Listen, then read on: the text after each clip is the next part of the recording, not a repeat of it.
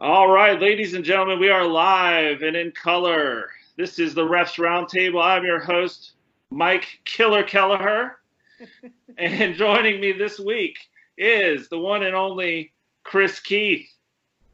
How are you, Hello, sir? hello. How are I'm you? good. I'm good, man. I am good. Just making it through this mess one day at a time. And so, is this are you social distancing from me over, recordings, or what are we doing? What are Uh, we doing now? some of the things that have come out of the mouths of guests on this show have been known to make people sick.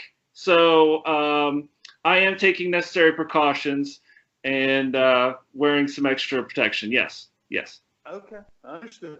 Understood. I hear you. Well, this really is the end of Refamania season. We had WrestleMania last weekend, and as our viewers and listeners will know, we had our Pick'em episode where we went through the whole card. You, me, and Levi McDaniel each picked our winners for the matches. Excuse me. And we're going to go through the results and see who came out on top. Does that sound good? Sounds good to me. All right. Well, without any further ado, let's just go ahead and go through this. And we're not going to separate them based on the night, Saturday or Sunday. We're just going to go up the card. And we're not going to hit every match, but we'll hit the highlights and lowlights and have a good time. So, all right, let's take a look here. You know, I think one of the better matches overall was the women's tag championship, Kabuki Warriors and Alexa Bliss and Nikki Cross. What did you think about that? I mean, I thought it was a great match. I thought that they would deliver going out. And, you know, I think just about any match with Asuka in it is going to be a good match. There's been a few over her tenure there that have been questionable, but I don't think that's on her. But I just, I felt like it was solid top to bottom. It was a great um, tag match. It flowed. It made sense, and I actually picked Nikki Cross and Alexa Bliss to win it just for no other reason than a feeling and a hunch that it was time. Well, for what you said about Asuka, I'm going to say about Alexa Bliss because as Corey Graves is fond of saying, the goddess is she's back on top, and rightfully so. So I am so happy Alexa Bliss has a belt around her waist, and now this really gives the Kabuki Warriors somebody who they can feud with, hopefully long term. You don't like Alexa better as a heel, though? I do, but I like her anyway. It's like she still has a little bit of heel in her, just a Yeah. little bit. But yeah, I mean, you're right. When she was full on heel and just bratty, it was great. When she first came over from SmackDown to Raw, that was, to me, that was when she was at her best. I don't disagree. I mean, it took me a while to appreciate her, but then when I go back and look at some of those matches that I overlooked, I agree. She was phenomenal. Absolutely. Hey, Well, we agreed on something. yeah, well, we agreed on that point, and we agreed on who would win that match. So Okay. we both picked Alexa and Nikki Cross to win. Unfortunately, Levi did not, so he was in a deficit pretty early. Yeah, it's hard when you're starting out from a hole. Yeah. Oh, and by the way, Levi couldn't be here tonight. We'll talk more about that in a little bit, but it was. I think it's kind of funny how he was unavailable tonight. I'll just say that. You know what? Some people take losing pretty hard, and some people aren't very good winners. So we'll probably know by the end of this show who is what. If we don't, there is a big problem. Yeah. So Yeah. Hang on. Wait. Speaking of big problems, I'm having a really hard time getting past this bandit thing you've got going on. So why don't we Why don't we rehash something before we really get too deep into this thing and forget about it? No. We've got lots to go through. No. I feel like we need to do this, and we need to go ahead and do it. Wasn't there a bet that you actually had with Jeff the Ref? And it was hair versus hair. Okay? So to my knowledge, Jeff didn't really have a big beard, but Jeff had hair. Yeah. You, on the other hand, don't have any hair, but you had a big beard. And so the deal was loser shaves. Now, in this scenario that we're hashing through tonight, Ref'Mania, Levi and myself represented Jeff the Ref. Yes. And if I'm recalling right, one of the two of us won this thing. All right, look, I don't like to get bogged down in the details. You know, I invited you on the show this week, to bring you back on, and I wait, what's going on? Somebody came out of this thing as a champion. Come on, Keith. Yeah, somebody came out of this thing as a champion. So you know what? If I'm holding this, and you've got something wrapped around your face, I think it's only fitting. Hey, I showed you mine. Show me yours. You're really going to make me do this. Let's see it, Big Daddy. All right. Hold on.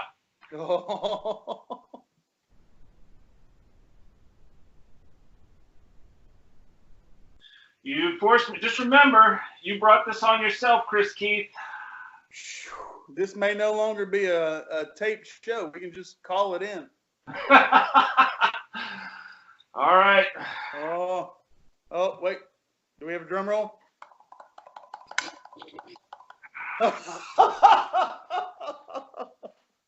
Simon Gotch, is that you?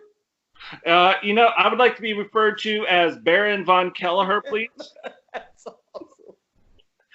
Well played, sir. Well, I'll tell you this much. What Jeff the Ref didn't realize is he bet on my beard, not my mustache.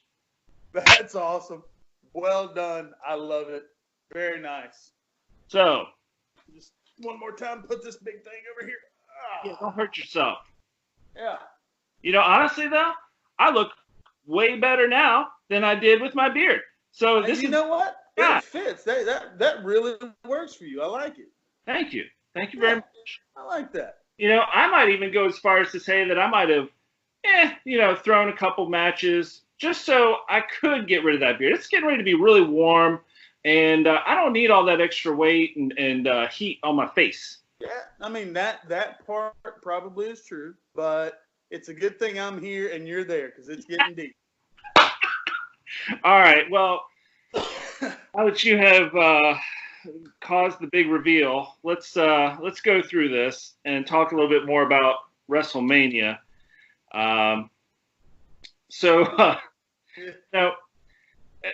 We all picked. Actually, we all got it wrong. The Elias and Baron Corbin match. That was a shocker to me. It was a pleasant shocker though. It was a pleasant shocker. I'm glad we weren't betting money, and I'm glad I didn't bet my hair on that match because there's nothing that could have made me pick Elias to win that. No, and I really think this is his last chance. Like, if you get a push, even as minor or mid-level as this is, winning a match on WrestleMania, I think, is a push in a lot of people's eyes. Yeah. And so if Elias wins and then Peters stutters and putters down the road, I think he'll be gone, and or at least pulled out of TV and then maybe repackaged. Yeah, I mean, it's almost one of those things where repackaging is interesting. He's got a great gimmick. I was going to say, I don't know what you could repackage him as, because I think they truly felt with the last brand split, and he was a high draft pick for SmackDown. Yeah. I thought, okay, they're going to they're going to strap a little rocket to his back and let him take off. Well, it just didn't happen. And I don't know if it was a storyline thing. I don't know. I mean, it was just weird. It was like they drafted him as a high draft pick, and then somebody fumbled. And I don't, you can only, in my mind, blame creative so far, because how many coaches have you ever seen hop on the field and play? I mean, I think Michael Jordan player coach once, but that's okay. Yeah, it was Michael Jordan. We can't compare the two. I'm just playing. But I've always seen him personally, like in the Intercontinental picture for a while. They've never put him in that picture, but he's that type of performer, and and right now I think they're struggling with the IC title personally. I don't feel that specific title has had any real meaning or feeling to it since The Miz had it. That's who I was thinking of. Like, I know, obviously Sami Zayn has it, and then, what? I can't do Sami Zayn. Yeah, me either. And so that's the thing, like, he's got it now, and then, wasn't it Braun Strowman had it before him? Braun lost it to Sami, which makes total sense. Yeah. Well, it looked. I think it worked out in Braun's favor overall. Yeah, because he was originally, I think, going to win the IC title back at Mania, but he had a little something bigger to take care of. Yeah. All right. So, one of the lowlights I thought of the whole 2 days, and I don't know what my opinion on this is. Saturday was nowhere near as good as Sunday was. There was a few good matches on Saturday, but I thought pretty much everything that was on Sunday was a good match. The one thing that I would say is the Edge and Orton match seemed to take a long time, but they were beating the hell out of each other and doing some crazy spots. Yeah, I mean, you know what? I saw Edge's comment on it. It was posted on Facebook on something. He had gone on somebody's show. And a lot of fans have been complaining and ripping those guys because of how long it took. I really didn't care, but I'm just saying, like, what else did we have to do? I know, exactly. I'm just saying, like, I was shocked that one took. They went that long. Yeah. And it was just odd to me that they didn't make it back to the ring. It was kind of like my feeling on it. Yeah. Yeah, it was weird. But, I mean, you know what? And I kind of made reference to that. My wife watched WrestleMania with me. And oh, boy. God bless her. Oh, no. She likes it, man. She's into it. And so when they didn't come back to the ring, I noticed, too, and I made a comment. Can she join us for the Pick'em next time? Huh? Can she join us for the Pick'em next time? Absolutely she can. All right. And would do it gladly. All right. But I made a comment to her, the same comment about how they didn't make it back to the ring. But then when I stopped and thought about it, there was really no point in making it back to the ring. You didn't have to, because it's not like there's a crowd there. No. But I thought the most, well, anyway, we'll get into that match in a little bit. But the one of the real lowlights for me on Saturday was the Raw tag match, which was supposed to be Miz and Morrison versus SmackDown Tag Championships. Miz and Morrison and New Day and the Usos. And then I believe that Miz was sick or was being quarantined, so they reduced it to singles match. Yeah, I heard that he was sick. I heard that he was injured. I don't know why specifically he wasn't there. I haven't read anything really since. And there really wasn't a whole lot released about it. Yeah. It's weird. I just, for what it's worth, I feel like they could have just scrapped that match from the card or done something. But, like, to defend the titles with just half of each team seemed kind of odd to me. Make it a non-title match. Make it something. It was weird. It definitely was a little bit weird. Because if you remember when we made our picks, I was talking about how exciting the Usos as a team were going to be. And then, WrestleMania hits and it's Jimmy. Yeah. Like, hold up. What? We were all messaging back and forth. It was still a really good match. It just didn't make sense to do it for the titles that way. Absolutely. All right, and let's see here. Let's talk about. I don't know. Is there a match you want to talk about here from either night? I mean, I think the elephant in the room is the Boneyard match. Yeah, we think, get to that. Let's talk about it. Yeah, I mean, well, first of all, let's talk. You know what? Let's hold up on that. Let's talk about Charlotte and Rhea Ripley. Woo! yeah. Your queen and mine. I read a little something on why specifically Charlotte dropped Rhea dropped the title. I saw a headline, but I don't read any of that stuff. So tell me what it said. I've got to do a little more digging, so don't necessarily quote me on it. But what I read was that Rhea Ripley had her temporary work visa ran out, and she had to go back to Australia. Yeah. Huh? I was asking if she was from Australia. Yeah. So she had to go back to Australia. So I read, again, I don't even remember the source, but it was really the only thing I've seen on it. But I actually saw it on two separate outlets that her work visa had expired and she had to go back to Australia. And so that's why she had to drop the title to Charlotte. Well, that would be an interesting angle to say, all right, you know what? I'm gonna, like, let's say Rhea had retained. I'll give you a rematch, Charlotte, but you got to come find me. And by the way, I'll be in Australia. Yeah, it would. The match was great. I knew it would be. It was. I mean, from the get, it was a really good match. I was really happy with it. Again, that was one of those when you looked at all the matches that we covered and we picked. That was one that you knew was going to be good, no matter what. But I remember sitting there the other night when Charlotte won, and for me, it deflated how great the match was. Because everything that we said when we were picking, and Levi and I both were in agreement that it made no sense for Charlotte Flair to win that match. Now, if the work visa thing is true, okay, fine. I'll move on and quit bitching.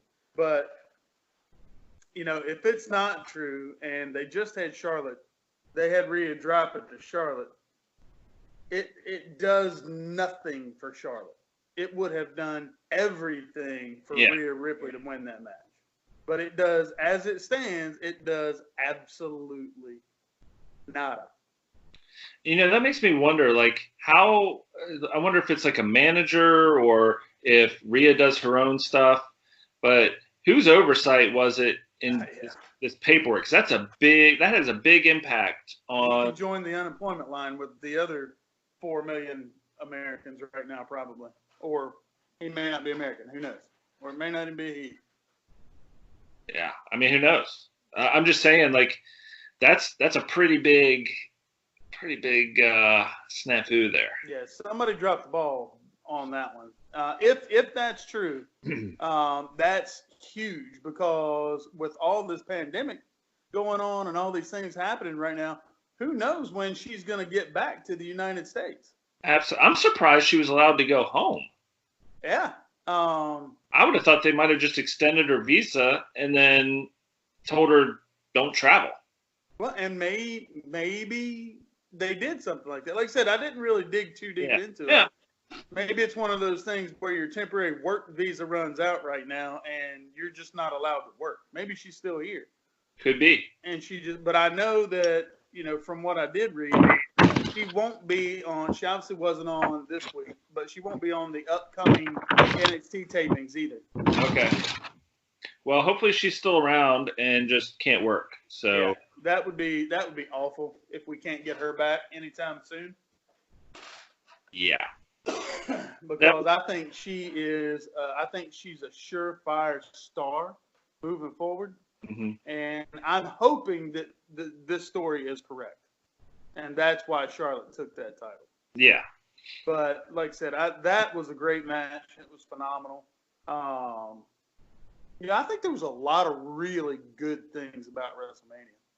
Yeah, and that's the thing, Chris. I think a lot of people were going into this being like, oh God, like WrestleMania is already 1 foot in the grave. How bad is this going to be? And honestly, like, I thought Sunday alone could have been a standalone Sunday WrestleMania with the crowd and been amazing.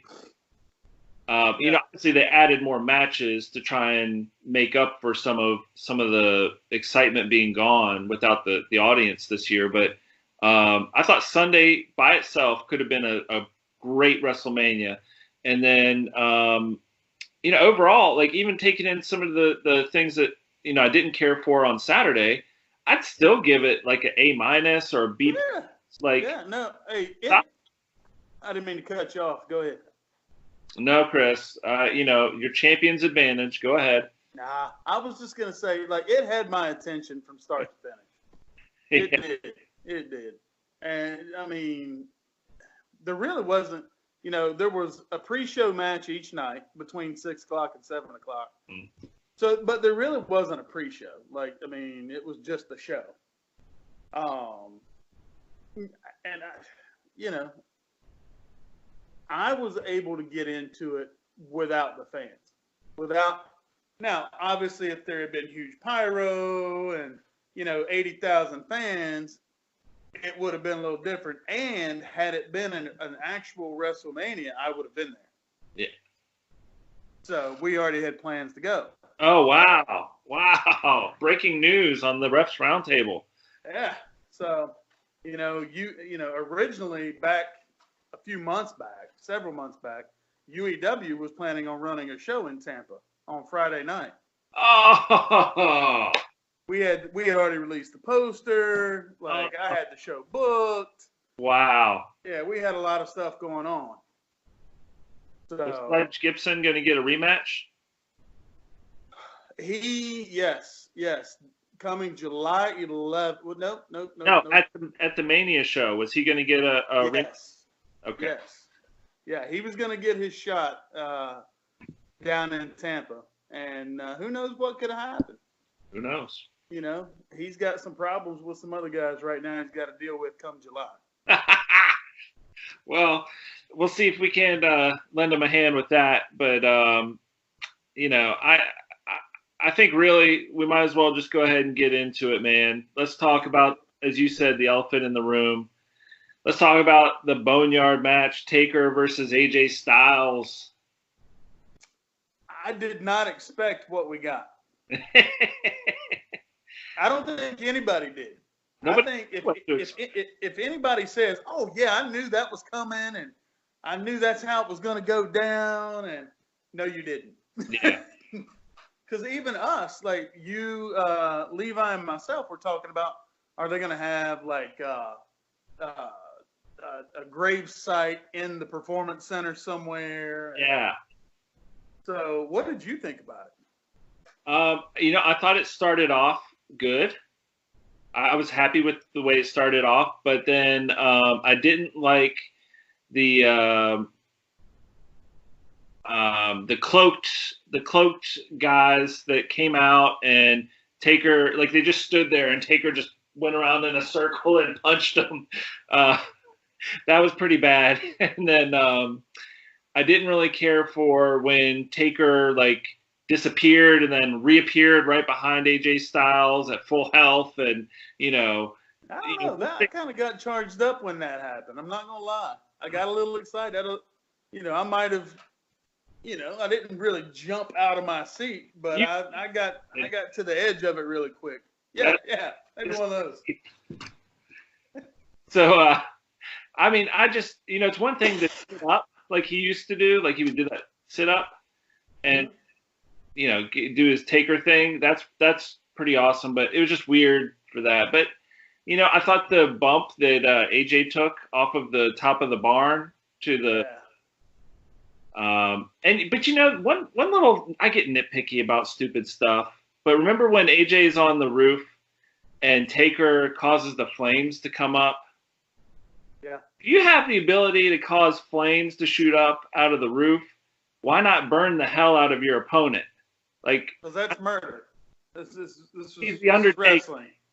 He's the Undertaker. He'll just dig a grave and put him in there.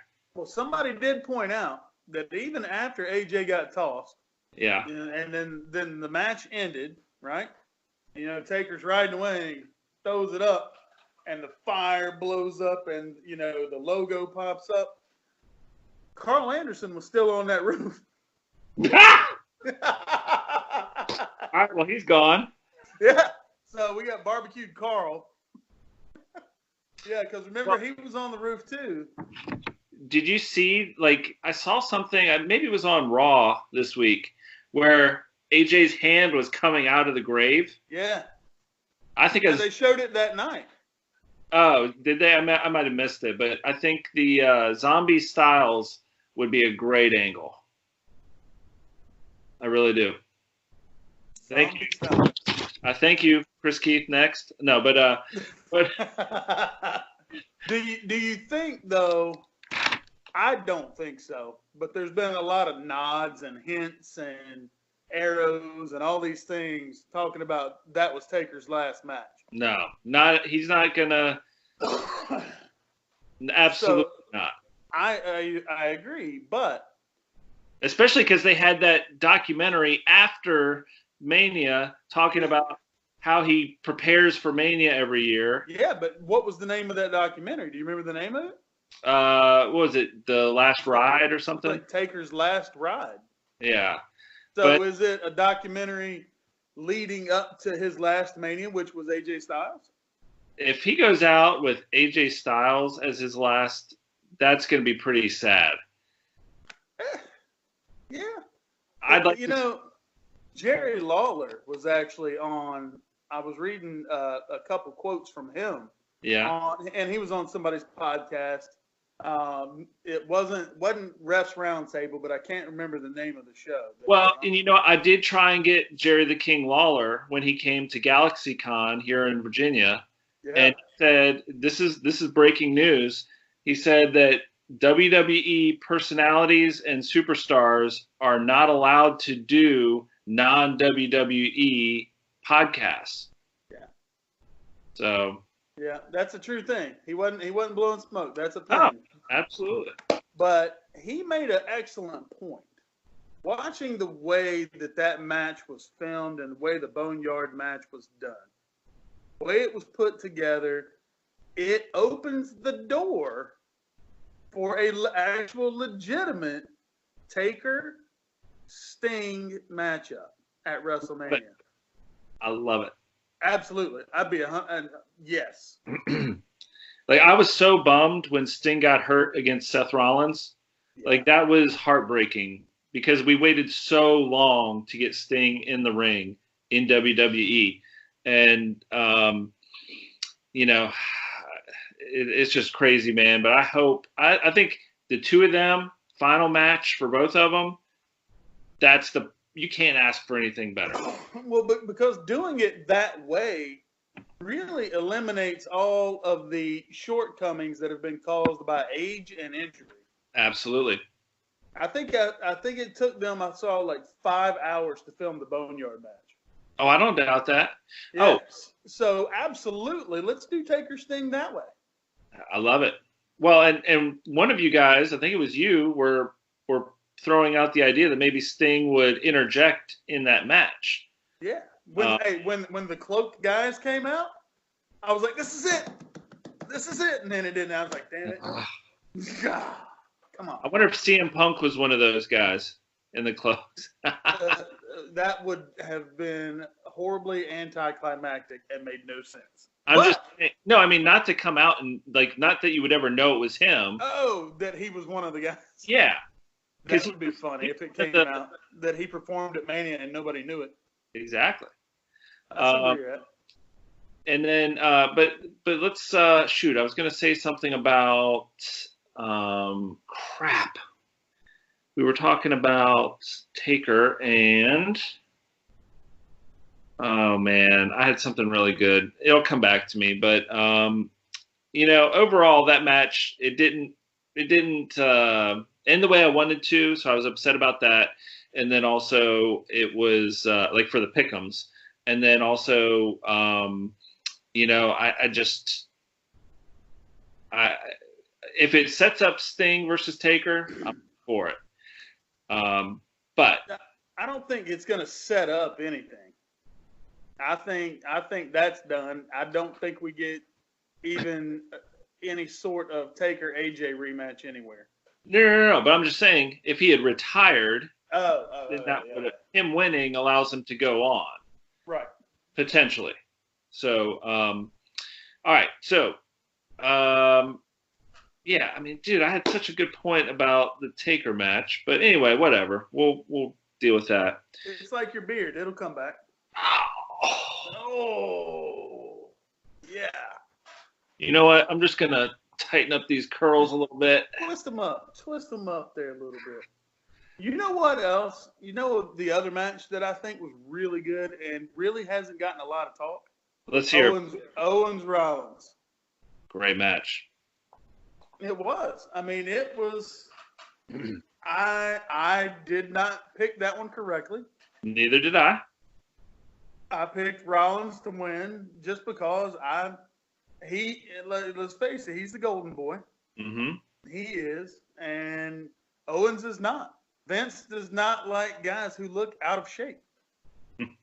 And a friend of mine once said, every time Kevin Owens walks to the ring, he looks like he just left semi-pro football practice. Well, there is that, but yeah. But Owens can go. He can flat out go. And I feel like since he had his Universal title run, he's just gotten a raw deal. He's gotten no real storyline to work with. He's just, he was injured for a while. He left for a little bit. And giving him the stunner was kind of a big thing. Yes. But even though Owens wins this match, and it was a phenomenal match, I really enjoyed it. I loved the way it ended. When Rollins won, and then they restarted the match. No DQ. Owens jumps off of the WrestleMania sign. I mean, that was crazy. That was, we were all just like blowing up the group chat. Yeah, because that's a big dude jumping over. That was a long way. It wasn't like he got up there and jumped straight down. Dude, he had to cover at least, 15 feet out. It was out there. It was out there. 15 feet, I don't know about, but it was definitely out there. It's wrestling. We exaggerate. Oh, 25 feet then. Yeah. Yeah. But no, I mean, it was a long way. It wasn't like the time when Shane jumped off the top of Hell in a Cell. That was straight down. Owens had to literally jump a little distance and be on target. Absolutely, because what is he, like 280, 300 pounds? Probably 280. Yeah. I mean, you can really mess somebody up. Yeah. Well, if he misses it, it's him. Everything is breaking. I mean, because if you miss, Rollins is still going to be laying on the table. Well, I'm just saying, like, the difference between hitting him like here. Oh yeah. I got you. Yeah. So. Yeah. No, if he screws up and hits him in the face, it's all over. But like I said, I didn't see Owens winning that match. I was really glad that he did. But I have the question that I took away from that match is, now what? Because he's had this storyline battle that's spanned several months now, and it's involved AOP, it's involved Murphy, it's involved Samoa Joe. Now what? It's confusing. Samoa Joe wasn't even involved in Mania at all. No. But he was a huge part of that story.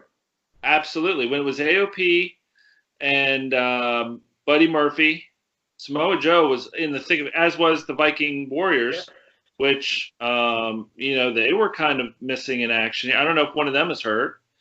I know one of the AOP is hurt. So who knows? But I feel like they closed the chapter but didn't give us the whole story.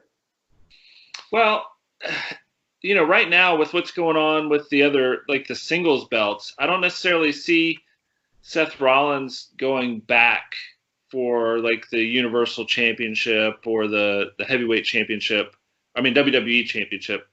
He's got a thing going right now that it's one of those stories and personas that is sustainable. Did I lose you? You good?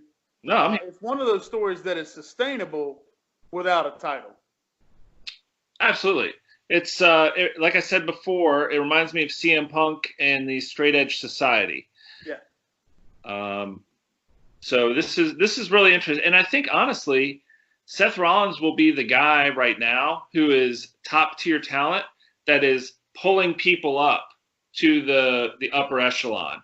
Yeah, and I think that's what they're trying to do with AOP and Murphy. Absolutely.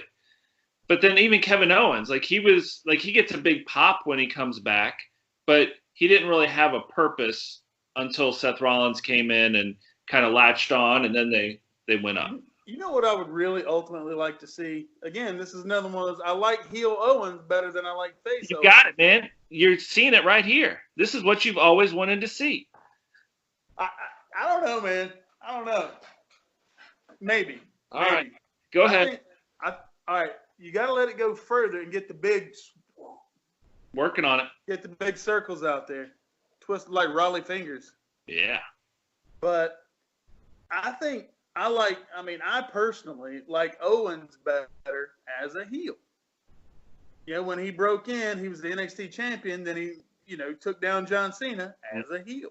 Mm-hmm. Universal champion. Super heel Owens with Jericho. So Owens is great as a heel. He's even better as a heel with somebody. Mm-hmm. So we could make him the next Heyman guy. That would be all right. But you see, the only issue I have with that is Kevin Owens is good on the mic. Yeah. I think Heyman's big value is doing the talking for his people. Go back. I hear you. Go back and watch CM Punk with Paul I know. Heyman. I knew you were going to go there. And they were a great combo. There's a way to do it, and Paul Heyman knows how to do it. Absolutely. All right. Point taken. I feel like I'm on, what is the ESPN show with Tony Reale where he awards me a point every time I make a good point? Yeah. Yeah. Is it pardon the interruption? No, I don't. No, because that's Kornheiser and Wilbon. It's anyway. It's the four windows. Yeah. And they go doo-doo-doo. Yeah. All right. So that being said, let's just skip to some of the other matches here. We had Edge and Orton. We talked a little bit about. Let's go ahead and just wrap that one up. What'd you think of that? I enjoyed it. I did feel like it was a really long match, but it wasn't like it was a long match with not a lot going on. Yeah. And again, most people that I've heard are bitching, whining, and moaning because it was so long. What else were you doing that night?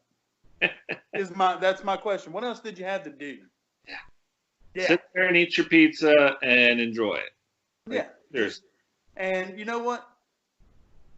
I've said it 100 times. Be thankful that we had WrestleMania. Yeah. We had Randy Orton versus Edge in 2020. Yeah. So if you said that last year, nobody would have believed you. No, let that all sink in. You had Edge at 100% full go in 2020. We got him back, and he's not going anywhere. The fact that, and I picked Orton to win, if you remember. Oh, I remember because I have it written down. Edge winning that match said to me that he is not going anywhere anytime soon. Absolutely. And I love it. I think he's in better shape now than he was, before he retired. Well, yeah. I mean, you look at the wear and tear that his body hasn't had. Yeah. So, yeah, I hope they use him in a limited capacity to just on TV and maybe a few house, like I don't want him They on a. won't be able to resist slapping a title on him at some point. I'll give it within a year. Well, he will have. He'll either have the WWE title or Universal. It won't be an Intercontinental. It won't be a US. It won't be. It might be a tag championship. Well, I was gonna say, what if his buddy comes back and Christian? Yeah. That would be cool. I think the bulk of the nostalgia is for Edge, though. I don't. Well, what I would like to see if I was booking that match is they're just blowing up. They come to the ring together, and then maybe even they win their match against whoever, and then Edge just totally smashes him and turns on him. Yeah, I mean, I would be okay with it. I don't know what Christian has left in the tank, though, because you look at Edge, and dude, he put heart, soul, and everything in it. It's not to say Christian wouldn't, but like Edge sold out for this thing, man, and it paid off. I think going back to the Rumble, I said this the other night too. Oh boy! I think Edge's return at the Rumble was the greatest return of all time. All right. That's a big one. I know. That's a huge statement. That's yeah, absolutely. I mean, I racked my brain and I could not come up with one that was better. If you just watch, the reactions of people, because it truly caught people off guard. There were some rumors, but he did such a great job of shooting all that down. Yeah. And then all of a sudden, boom, there he is. Like, I lost my mind that night. I did. Like, it was 10 years ago for me again. And, like, it was cool. And just watching the reactions of the fans. And then you see the videos of all the fans in different bars around the world that were watching when Edge came out. Everybody lost their ever-loving mind. Yeah. So, to me, that was the greatest return of all time. All right. Well, I'm gonna leave it at that for now. I'm pressed to come up with a better one off the top of my head in the moment. If I come up with a suitable one, I'll bring it up on the next roundtable. But for now, all right, it's the best. Cool. I'll take it. All right. So, all right, let's just get into this, man. We've got the Firefly Funhouse match. Oh boy, so that's what you thought of it. Okay. Well, go ahead. That's not really what I thought about it, but go ahead. All right. Let's start this over again. So, Chris, we've got the Firefly Funhouse match, my friend. What are your thoughts? No, I'm just kidding. Honestly, as I was watching it, that was how I was feeling. Yeah. I was like, what? I'm going to steal a line from The Rock. What in the blue hell are we watching right now? And it took me maybe until after Mania was over to really think about what I saw and what I watched. And when you really, because you've got to think about it. Yeah. You got to think your way through that one. And I just wasn't in that mindset to think my way through that. And it was cool because they just basically used all of Cena's failures in each of those little segments. They revisited all the failures, even his bodybuilding failure. They used the fact that he never turned heel, and it was just the ruthless aggression thing was weird a little bit. Yeah. Because it looked like JBL dressed up as John Cena for Halloween. That's what it looked like. But it was, like I said, I had to really, really, really think about it. And it was just kind of cool. It was almost like Cena said goodbye in a way. And I think he is more likely to actually retire after this than Taker is. Well, I want to thank you for your perspective on this. So let me clarify. Are you saying you liked the match or didn't like? Overall, a week almost after WrestleMania, what are you saying? It was a good match or a bad match? I'm saying it was not a match. Okay. That was not a wrestling match. That was like one long vignette leading to something, and then we didn't get it. But I don't think it wasn't a match because Bray Wyatt was his own referee. yeah, I get it. I get the whole Funhouse thing, but I don't think we can classify that as a match. You know what? If we can call rolling around in a boneyard a match, throwing people off of barns and almost setting people on fire, then yeah, but that was more of a match. That actually was a legitimate. I'm just playing. It was like a no holds barred, no DQ match. You know what? This is the kind of match, though, Chris Keith, with the ultimate stakes, because you get hurt physically, you can go to the doctor, you can have surgery, you can do things to heal. But when you have your psyche, your sanity totally destroyed, what then? That's where this match was fought, was in the hearts and minds of John Cena and Bray Wyatt. And I get that, but I still just don't classify it as a match, though. Well, you can choose to classify it or not I do classify it as a match. I thought it was an amazing way to tell the whole story in one match, because the lead up was really fragmented. When they would do the Firefly Funhouse on SmackDown every week or whatever, it was kind of disjointed. But being able to just go uninterrupted for 10 minutes or so, it hit me. Like this was actually, they could have dropped the ball so many times with this angle in that vignette, if you will. But they didn't.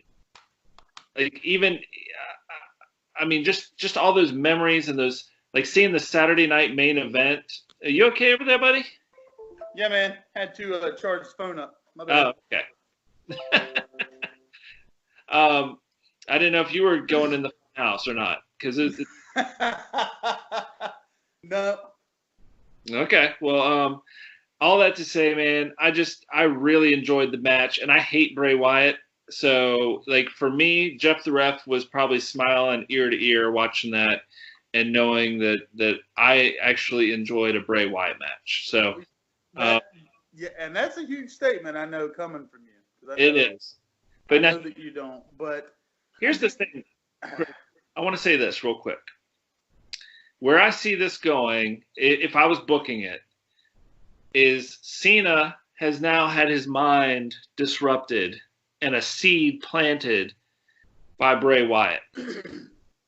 And how that seed germinates and grows and affects John Cena moving forward and his super limited, I don't know. I would like to see him for like some reason, some short period of time being controlled by Bray Wyatt or something, and then coming back, getting his sanity and going over on Bray Wyatt and then riding off for a while. Well, and see, that's the thing though with Cena. He's not going to be around for a long period of time. He's not even going to be back for a moderate period of time. So I'm with you. I hear what you're saying. I would love to see it go somewhere.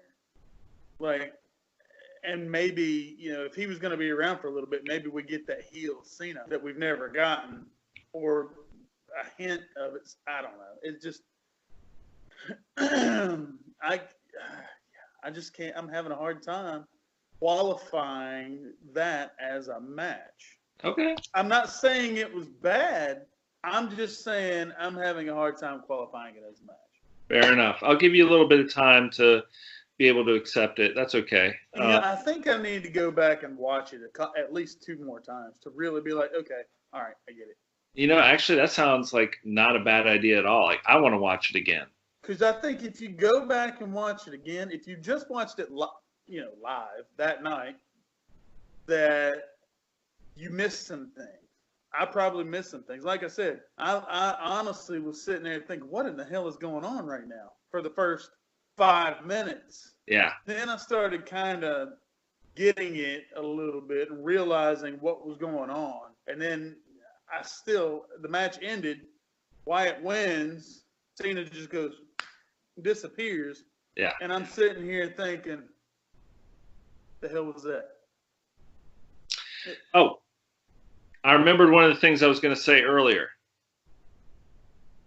Well, I don't know if it's breaking news. I don't know if it's true or not, but I had it on very good authority that each match was filmed with 3 different endings.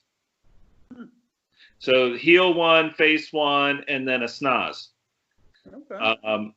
And the reason they did that is because, and this makes sense, they had to pre-tape WrestleMania and they didn't want to get the spoilers out there. So basically how I understand it is, right before a broadcast, McMahon said, these are the endings I want you to show, and they put it out. There would be no time for anybody to spoil it. That's actually really cool. That's one of the good things about taping instead of live. You can do those things just like that. Film 2, 3, 4 different endings. Can you imagine like that Orton and Edge match having to be finished 3 different ways, 3 times? Yeah. Or I don't know, like the Kevin Owens match. Like, can you imagine having to do that one a few times? Hopefully he only jumped off the sign once. Yeah.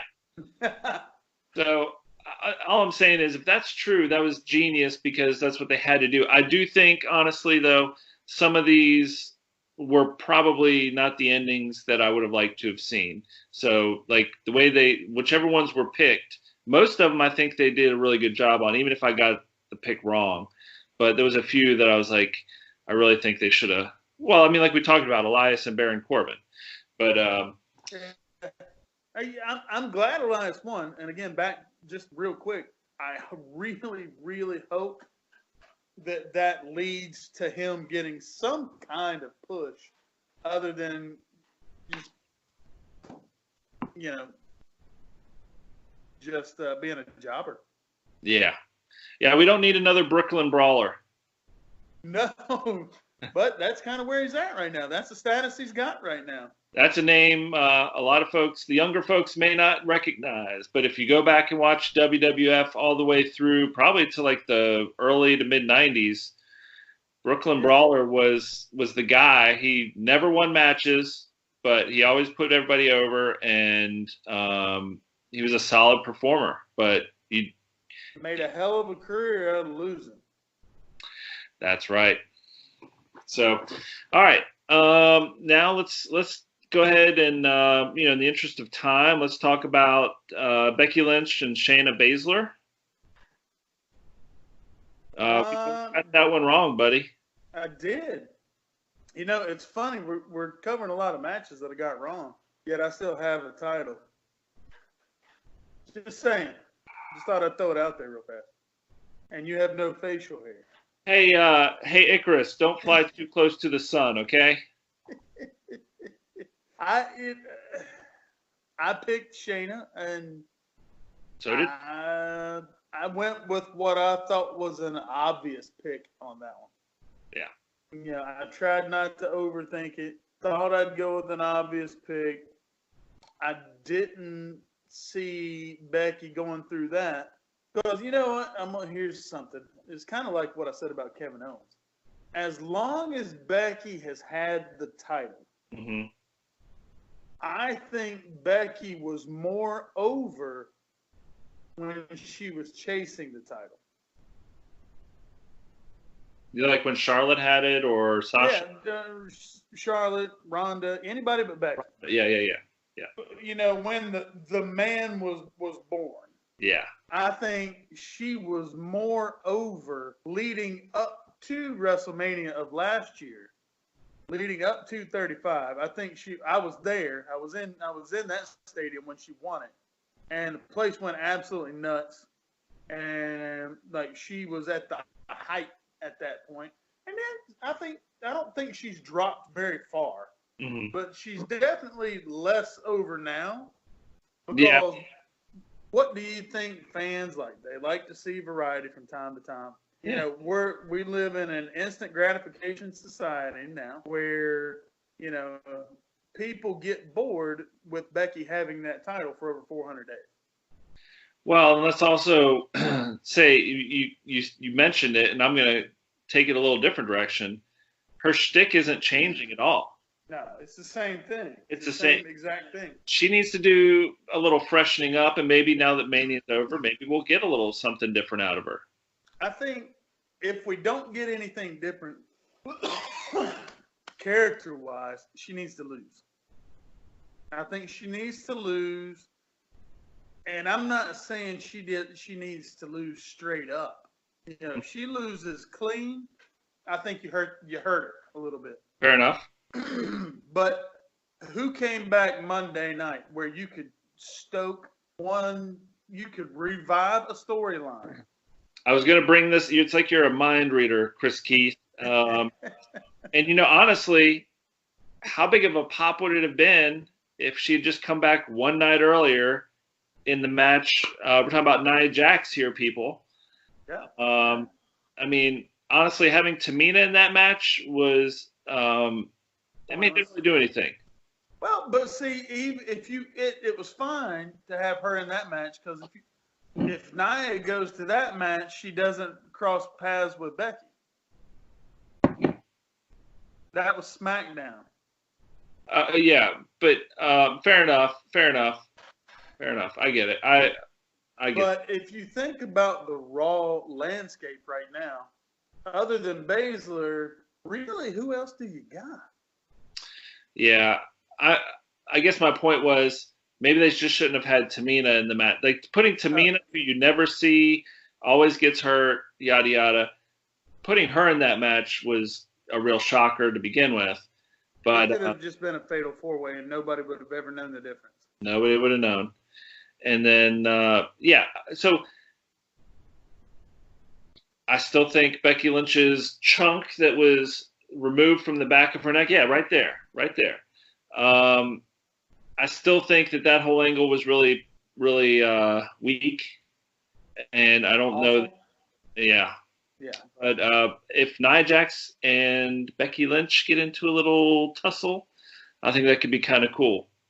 I don't think we've seen the last of Shayna Baszler, Becky Lynch. I think they're gonna milk that thing until. See, and this is where I'm trying to be very careful. Oh boy. On the line of criticism, because I get it, but I feel like sometimes, especially in WWE, they grab a storyline that's a good one, and then they do it, and then they do it, and then they do it, and then they do it, and then they do it, and if there's a title involved, it doesn't change hands until it's extremely obvious that it's changing hands, and nobody cares. You know?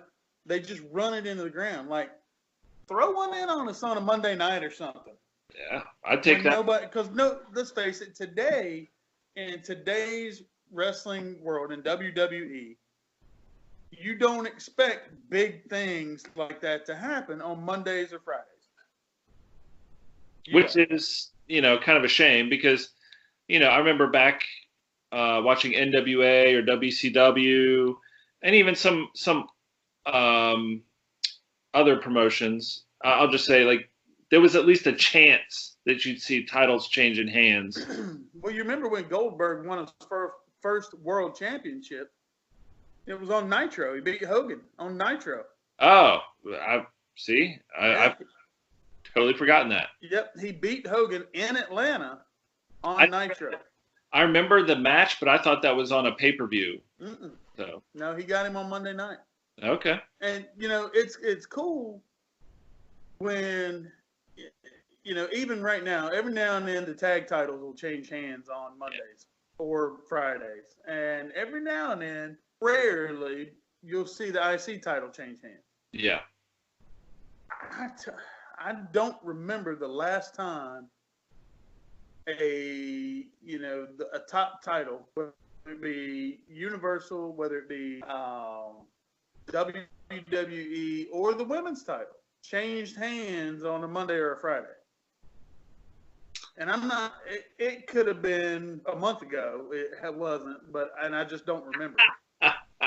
Especially the WWE title, because it hasn't even been defended on a Monday night in years. Yeah. Well, with Brock, yeah. Yeah, he doesn't wrestle on Mondays. Yeah, I mean. So, yeah, like I said, I don't think we've seen the last of Becky and Shayna. And at some point, probably when nobody really cares anymore, Shayna's going to win the title. Mm. Hey, I think in order to keep it exciting and new and fresh, Shayna needs to win that title within the next 1 to 2 months. Okay. That's what I say. And I'll give it 1 to 2 months, and that's fair with everything that's going on. Shayna, you've got 60 days, Shayna, to get this strap around your waist. Yeah. Else Chris Keith is coming after you. Let's see. What is this? April, May, June. We'll give her till end of May, June. That'd be cool. If she wins this thing in July, August, or September, nobody's going to care at that point. Okay. That's what I'm saying. All right. And that's the bottom line because Chris Keith said so. Hey, I tell you what. Come to think about it, May 10th, we got Money in the Bank coming up. Nia Jax can win Money in the Bank. Hey. And there's your swerve. I'll take that. Yeah, I'm on. Didn't she win Money in the Bank before? I think so, actually. It was either her or Alexa won it when they were buddies. Oh, I don't know. I don't have to look it up. You know what? Let's keep talking. I've got my computer on. I'll look what we're talking about. All right. So last few matches here. We skipped over a few, but let's talk about Goldberg versus Braun Strowman, the monster among men. What did you think about that match, Chris Keith? Again, it was I said this to our group chat the other night. Do you remember what I said? And if you go back and this is verifiable, and you can check me on it. It was the same exact match that Lesnar had with Rollins at WrestleMania 35. Yeah. Rollins came out at WrestleMania 35. This is the only part that was different. Rollins comes out. It was the first match of the night. Lesnar's in the ring. Rollins comes out. Lesnar gets him before he gets in the ring and just destroys him before he ever gets in the ring. Yep. He finally gets in the ring. Lesnar suplex, F5, F5, F5, F5. Rollins somehow stumbles and hits the ref. Ref's not looking. Hits him with a low blow from behind. That's his window. Three stomps. Lesnar sells out. Match is over. Yep. 1, 2, 3. Match is over. Fast forward 1 year. And, wait a minute. I skipped matches. I'm on Lesnar. I was going to say, that's all good, but none of this. I'm sorry. I completely skipped matches. Can you tell what match I felt strongest about? Yeah, I was really curious to see how you were going to bridge this into the. I wasn't. I just kind of got carried away and got lost there for a second. Anyway, I digress. Let's go back to Goldberg Strowman. But to that point, most of Goldberg's matches, kind of went this way as well. It's finisher, and just see who comes out on top. Yeah. So. That's really what it was. I don't think there was any real mystery. I don't think there was anything magical about that match. I hate it. And I hate that for Braun Strowman. Mm-hmm. I hate the fact that everybody's like, cool. At least Goldberg doesn't have it. Yeah, that's kind of a bad way to look. Like, I'm just the guy that took it off of Goldberg. Not that people wanted me to have it anyway. Right. But I'm happy. Like, I really think Braun Strowman, with his size and strength, he's a legitimate heavyweight champ. Like, he can go up against anybody, and it would be a formidable opponent for anybody. Yeah. So, I'm happy. I'm happy. I'm happy for him. Like I like Braun Strowman. I think he's a good dude. I think he had some backstage issues early on, and that has held him back. His head got a little big. What's that? His head got a little big. Yep, it did. And there were some times where he showed up late to events, and he complained. He had a lot of heat on him in the back. But ultimately, I'm happy for him, and I'm glad to see him with it. I'm glad to see somebody new with it. Absolutely. If Roman had won it again, I would have rioted. Well, I mean, I would have been okay. The ending was going to be the same. Yeah. It didn't matter if Roman was in there, and it didn't matter if Braun Strowman was in there. We already knew who was going to win it, and we knew it wasn't Bill Goldberg. Right. I just, again, I hate that aspect of it for Braun Strowman. I feel like he deserved better. He deserved more. But what we might get to see the Roman Reigns, Braun Strowman rivalry kind of refueled now with actually something on the line. Yeah. Because if you look back on that, at the time, it was one of those feuds that was getting old. It was one of those feuds that I was like, again? Yeah. Every Monday night or every Friday night, whatever it was the same thing. But when you look back on it, that was a really good feud. You had a heel Braun Strowman. Yeah. Who truly was acting like a monster. Oh, yeah. And then just when he was no longer heel and he was face, like he doesn't come off monsterish anymore. Yeah. And it's, they almost, in my mind, destroyed Braun Strowman when he won the tag titles with Nicholas, the 10-year-old at WrestleMania. Well, when he won the tag titles with the production guy's kid. Yeah. I forgot about that, but I really liked it. I thought that was cute, but it doesn't fit with the monster persona. If you do that angle and you put those titles on that kid with like R-Truth, yeah, okay, nobody, whatever. Yeah, whatever. I don't think that did Strowman any favors. It didn't do the tag titles any favors. Oh, but it is what it is. I hope that they make something out of this. And he's not a transitional champion just until Roman comes back. Yeah.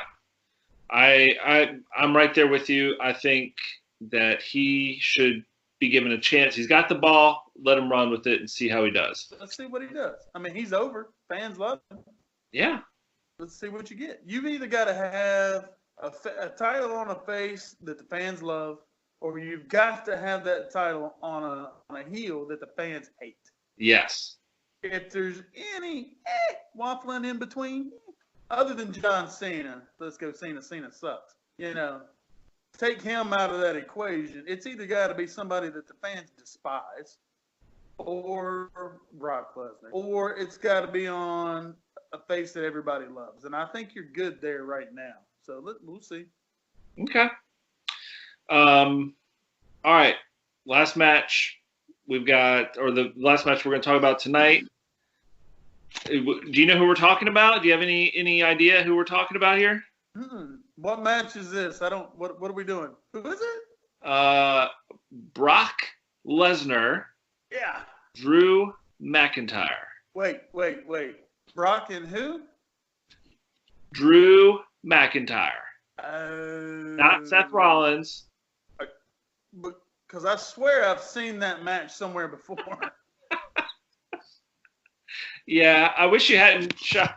I wish you hadn't botched that. And I mean, that was. I know, man. I kind of lost my steam on that one. But seriously, though, let's see if I can get it back. All right. It was the same exact match. Again, You I make challenge a you. very argument. I challenge anyone who watches this. Go to WrestleMania 35. It's the first match of the night. Watch it.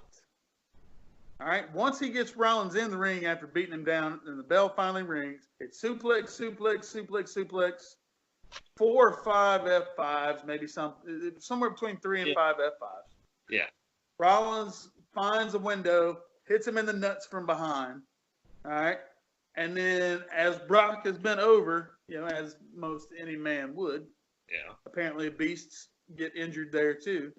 Yeah. It was stomp, stomp, stomp, pin. 1, 2, 3, done. Now, fast forward to this year.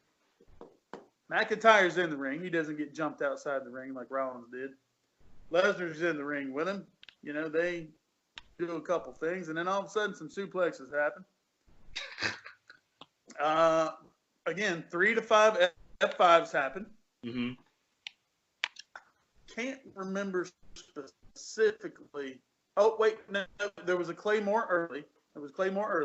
Yeah. And then suplexes, F5s. I can't remember specifically how Drew got back on the offense. But then it was 3 Claymores, and guess what? We have a new champion. Dude, it was the exact same match. You make a compelling argument. They were at least very similar, if nothing else. Extremely similar. It's verifiable. It's the same match. The finisher from the new champion was just different. No, I get it, man. I get it. I'm just saying, like, I get it. So. But at the same time, I didn't expect this to be a long match anyway. Yeah. I think if you went into this expecting this to be a 20-minute epic battle for the WWE Championship, you were going to be disappointed from Jump Street. It was about 10 minutes, like 5 to 10 minutes. Yeah. It was single-digit minutes. I don't know specifically, but yeah. Like I said, if you went into this expecting it to again be an epic battle for the WWE Championship, then you weren't going to like it when it ended, because it was going to end. It was going to be fast, furious, quick, and done, and that's what it was. Yeah. But for what it was, I was really happy to see Drew McIntyre win that title. I have to say I'm happy to see it as well. I'm not the biggest Drew McIntyre fan, and I especially don't like face Drew McIntyre. Like I think some of his shtick is really it's just annoying more than anything, the way he panders. But anyway, I'm happy that the belt is on somebody who will be on TV week in and week out. And like you said, maybe we'll get a chance to at least see it defended, even if it doesn't change hands. Yeah, just defend it. So I agree. What you were saying real quick about McIntyre's character and the pandering, I'm with you. But I think a lot of that, because he didn't really do that before the Rumble. No. I think a lot of that was dictated because when he won the Rumble, his reaction, it was genuine reaction though.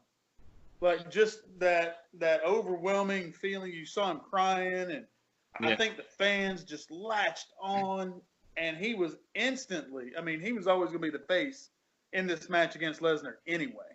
Mm-hmm. But I think the character direction that we ended up getting was dominantly dictated by the fan reaction from the Rumble. Yeah, I don't disagree. I'm just saying, hopefully now that Mania is over, he can kind of turn that dial back a little bit and then just focus more on kicking people in the face. Yeah, I mean, he doesn't have to be a full-blown heel. Like, you can be a face and still be an asshole. Absolutely. I'm on board with that. Absolutely. And, you know, we've gone through the card. Overall, it sounds like we both really enjoyed WrestleMania. Yeah, I did. And I think a lot of people did as well. Do you have any closing thoughts about WrestleMania that you want to put out there for the universe to hear? I mean, I guess really not much more than what we said. I thought it was very entertaining. You know, I appreciated it for what it was. You know, overall, I would still give the show around an 8 out of 10. Okay. I'd give it an 8 out of 10 overall. Again, yeah. Did I miss 80,000 screaming? Did I miss pyro, explosions? Just that energy that brings? Yeah, I did miss it. But I don't watch wrestling to see what the fans are doing. I watch wrestling for wrestling. I want to see. I don't pay to go to a wrestling match and watch what the fans are doing. I'll go with you to a certain point on that. I do think that it's no shocker that a big part of the song and dance of wrestling is the crowd and the crowd's reaction. And like psychologically on a subliminal or a subconscious level, having those people there, the signs, the reactions, everything that goes into having the crowd in the arena, it adds. It's like the 15th club in your bag, or it's the sixth man on the court. It's just part of the deal that anyway. Yeah, but I mean, I guess what I was getting at was, there's so many things that you see out there right now. And what I was getting at are the people talking about how much the show sucked because no fans were there. Oh, no. That's more, I'm clarify that. That's where I was going.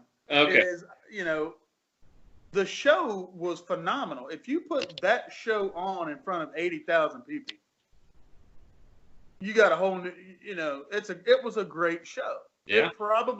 It could have been, had it been in a normal circumstance, one of the best Manias. It could have been. I'm not saying it was. But it could have been because, when you do have that crowd, what you get is genuine, spontaneous reaction from the people in the ring, the performers, the talent, reacting to what the crowd is doing.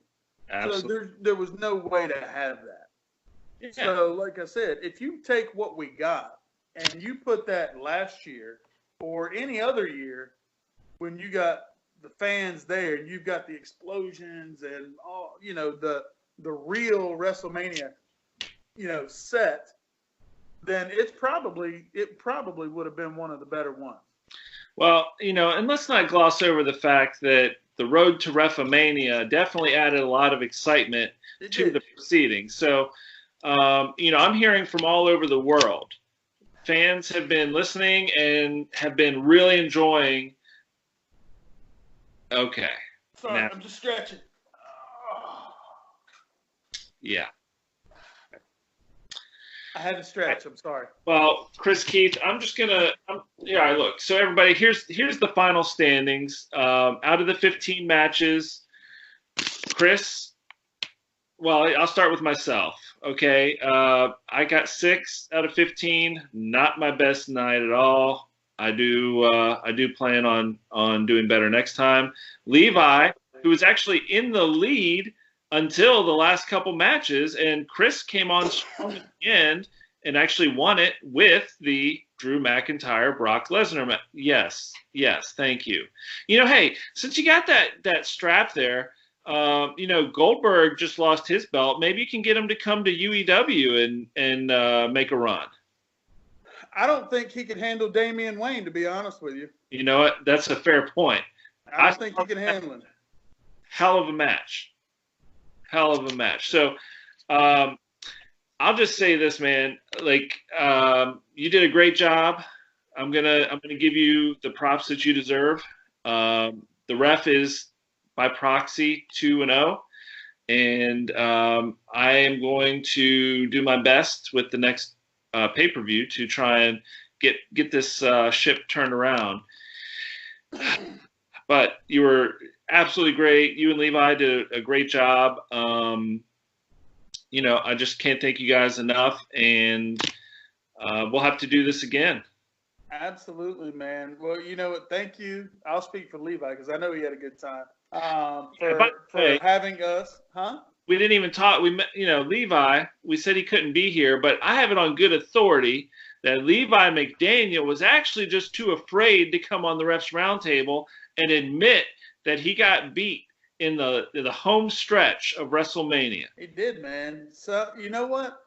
A lot of wrestling, a huge part of wrestling is stamina. And you've got to have enough of it to make it to the end, man. You know, I'm just hoping that he can look himself in the mirror one day and just accept what's happened and move on and try and rebuild. That's what I'm doing. I mean, if you guys run out of mirror space, you can look at the reflection of my belt, my championship. You can borrow it if you need to for that. Yeah. Chris, I'm going to take great pleasure in winning that belt off of you in the near future. So, good job, my friend. Enjoy it while you can. All right, man. Well, hey, do you want to plug anything before we call it? I will just let everybody know we at UEW, United Elite Wrestling, are getting ready for July. July 11 is the next scheduled show. And the way things look, it might be if we get to do it. Mm-hmm. It looks like it will be one of the very first indie shows in the area that run. Okay. For quite some time. So we have a flat out banger of a show planned already. So July 11 in Richmond, Virginia. We haven't even put flyers out. We don't have the real information out yet. All that's soon to come. But July 11 is what everybody needs to be looking forward to. 7-Eleven. 7-Eleven. Well, I'm looking forward to that, my friend. I think everybody would be well served to go on the UEW Facebook page and watch some of the matches that you've been posting. They're absolutely great matches, and I'm so happy for you and the boys and the girls. Just keep up the great work. We appreciate it, man, and we plan on it. So for all of the people, all the millions and millions of people supporting Mike Kelleher, don't worry, I will avenge this loss, and Chris Keith will be. We'll come up with a good bet here for the next one. Careful, man, you don't have a lot more to shave. Hey, you know what, Chris? You just enjoy this, okay? I am. Yeah, enjoy it while you can, buddy. But I will just say this: we're going to do a Ref's Roundtable next week. Everybody, it'll be back to regular programming. The road to WrestleMania is done for now, but this has been a real fun thing for us to do, and we appreciate everybody watching and listening. Everybody taking a chance to watch the Ref's Roundtable and watch Wrestling with the Future. If you haven't, most people know about Wrestling with the Future, but if you don't, please go watch Wrestling with the Future.